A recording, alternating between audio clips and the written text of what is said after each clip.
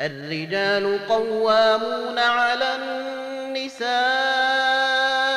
بما فضل الله بعضهم على بعض وبما أنفقوا من أموالهم، فالصالحات قانتات حافظات للغيب بما حفظ الله،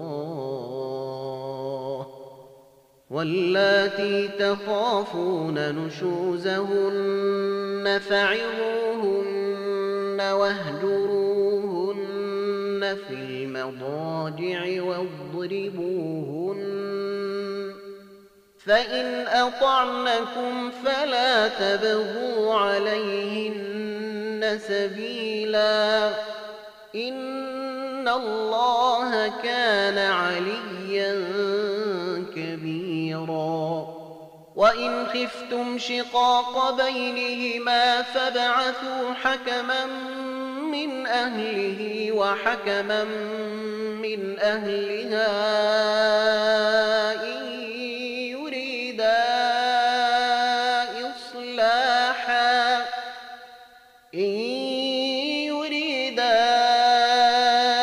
إصلاحا يوفق الله بينهما، إن الله كان عليما خبيرا.